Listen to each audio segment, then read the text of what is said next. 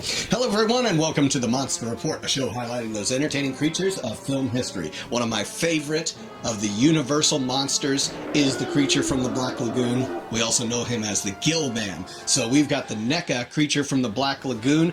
Picked him up at Target a little while ago, but it is time to get him unboxed here on the Monster Report. Today is Box Day.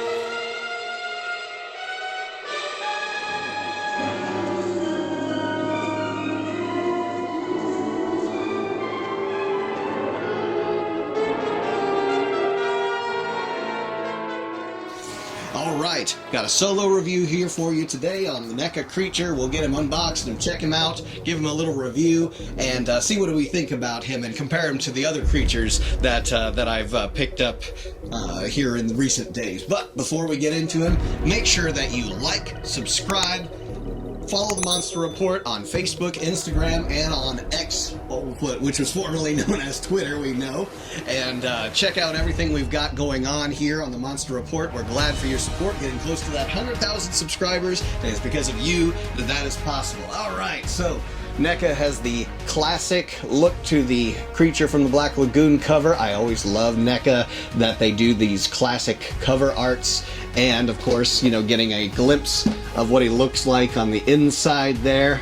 And yeah, already excited about this. Always, you know, has some really, really good artwork that they try to provide for you. So let's get him out of the box and see what we think.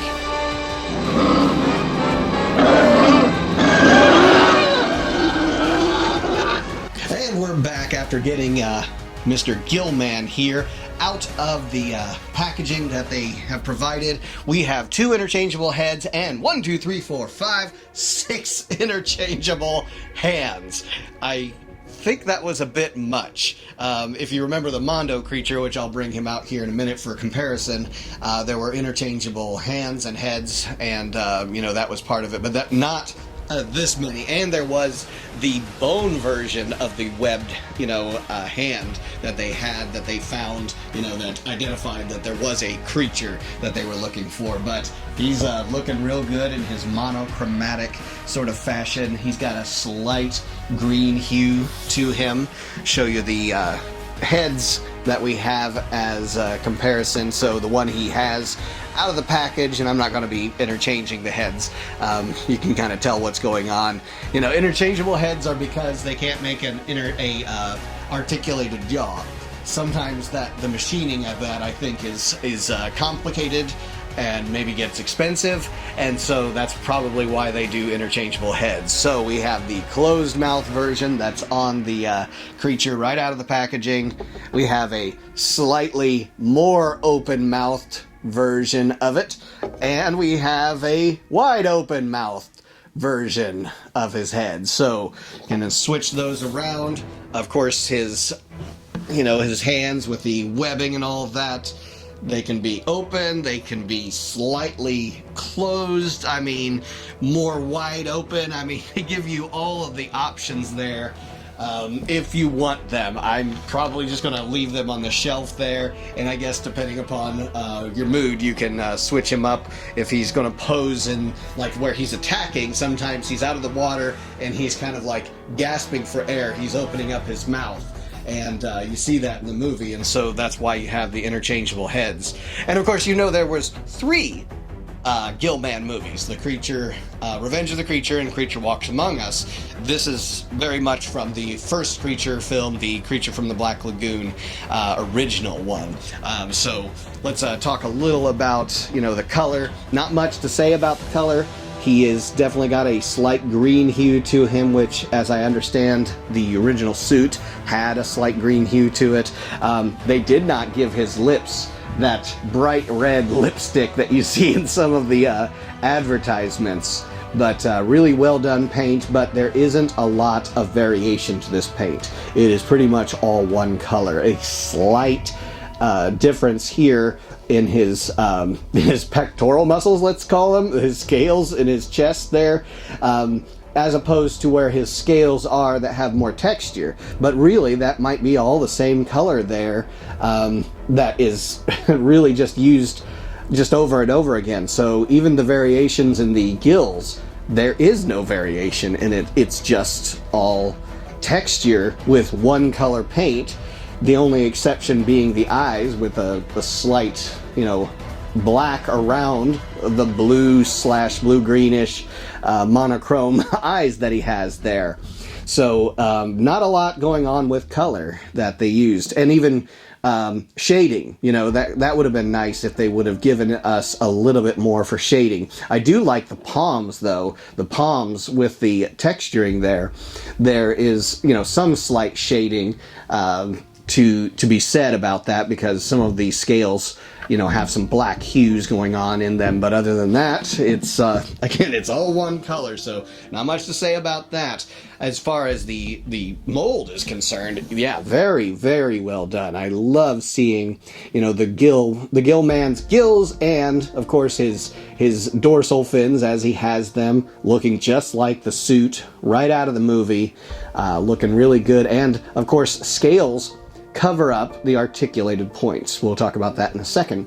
Yeah, like I said about the texturing in the hand, the face looks really good, though there is a seam where his head meets the face portion of it, and you can visibly see that seam running down, and in fact it's present on all of the interchangeable heads, that seam that you have there. But, you know, it's not such a big deal. You know, looking at it just as it's sitting there, you can't really tell that it's there, but, you know, if you're looking for it, you can definitely tell. Do love the articulation, but the varying texture in the face and all the muscles that would control his mouth and his eyebrow ridge. That gives him, you know, a really cool look, the Gill Man, when he has that eyebrow ridge going on. So let's talk articulation. So we have a lot of the articulated points going on everywhere, and as I said, the scales really help cover those articulated points. That's one benefit of the Gill Man. So he has a double jointed elbow there, and his hands, of course, at the wrist, flex back and forth. We've got good head articulation. Yeah, it's actually pretty loose, and there's, you know, portion of the head behind here. And in fact, when I got him out of the box, this portion of it was off-center. And so you could actually just reach in there, you know, and push those gills, the dorsal fins, let's just say, you know, the dorsal portions here, kind of like Godzilla, he's got dorsal fins. And so you can actually push that over, because these are segmented, but just at the head. It's not like the entire waist has all the segments. There is a double joint in the waist, but not much of movement there. He's actually really stiff. Got the hip joint, double jointed knee, so that you can probably pose him in different swimming variations if you want. And at the ankle is just a ball joint for his feet, but there's not a lot of movement there. The scales are covering up the ball joint, which is nice, but the I should say not necessarily the scales, but the ring segments that make up his feet. But it is a good ball joint for pivoting, not a lot for tilting up and down. Just again, the segments get in the way. But you know, that really does well when you're trying to get him in different kind of poses. Let's do a little bit of a comparison here with the Mondo Gill Man. Obviously, scale is the first thing that you can see is a difference between the two of these, and I'd say they definitely look like they're cut from the same mold, because even the Mondo Gill Man has that segment behind his head that rotates with the head, but can also be rotated somewhat independently of the head. And so, pretty cool, you know, comparison with what you have there. Actually, a lot of the articulated points are the same, though this Mondo Gill Man does not have, I believe, the double jointed knees or elbows. But again, the segments, the ring segments, being able to cover up a lot of the ball joints and all of that. The color, I do like the darker color of the Mondo Gill Man, looking a little bit better with this kind of sculpt than the lighter color that you have here, but they stand out really well because they're going to go on the shelf together, actually. So at least this one stands out because of his lighter color. So not too opposed to that kind of thing. I do love, of course, that the Mondo one gave us a lot more color to work with. You know, again, varying colors in the hands, the head, the feet, all of that to give him, you know, some shading, whereas this one didn't come with any shading. He looks like he's literally brightly lit from all angles, and there's literally no shadowing, and he's a creature that comes out during the daytime, he's underwater, and he comes out at night when things are being lit by flashlights and things. So you would think some of those varying ways that you see the creature, lighting is a big part of it, and they didn't really give us that in the NECA. Again, that's a lot of criticisms for something that's probably $30 at retail, you know, at Target or whatever else. Eli, you raised your hand a second ago. Did you have something to say? My producer Eli, off camera. Well, speaking of color, yeah? I just want to say the creature and the color and the color like the creature from the Color movie. Oh, you're talking about the Monster Squad clip you saw. Well, yeah, I've seen that before, but that creature is like, I don't know if it's quite compared to the black and white versions of the creature. Yeah, that version of the creature was, you know, done in the 80s, and so there was a lot, you know, better technology and things that they had in makeup effects, and so that creature I thought was a pretty cool creature look to him, but he's definitely kind of a grotesque creature, but he's definitely got more realism to him, whereas this one, you know, in the 50s, this was a very scary kind of creature. In the 1950s, all you had to do was scare the audience with the music, the ba-ba-ba, and then like reaching to grab someone's shoulder. Take it easy. That's what scared them, or reaching out of the water to grab their foot or something. That was scary to audiences. Then, you know, in the 80s, we got a lot more scary movies going on, and so they had to do more realistic things to scare the audience. I think, although what I've seen of like that monster clip, I think it was just a bit more freaky. He was scary. Yeah. He definitely gets your attention, doesn't he? But yeah, that's a good tribute to the classic Gill Man of the 1950s. But I always go back, the rewatchability of the trilogy, especially the first film, has really got it, and that's what I love about of the Universal classics. Obviously, we love Dracula, Mummy, Frankenstein, The Invisible Man, Wolfman. They're all great, but there is just something about the creature. He comes from nature. If you saw that little short I did, and then a short kind of documentary review that I did kind of way back in this channel's history, talked a lot about 3D, the costuming, the actors who play the creature above water and below water.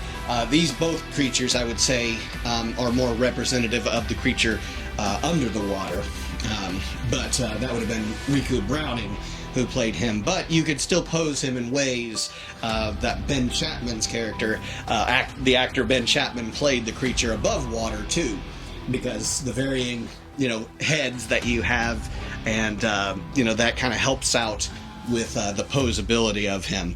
But yeah, again, he's going to look good in the collection. I'm not at all complaining about the NECA creature here. He's definitely affordable, and if you didn't get the Mondo one, that's okay, because this one makes a pretty good substitute, with the exception, of course, of the scale, the very large scale. I almost have to sit him down to get him in the camera there, because he's, you know, that much bigger.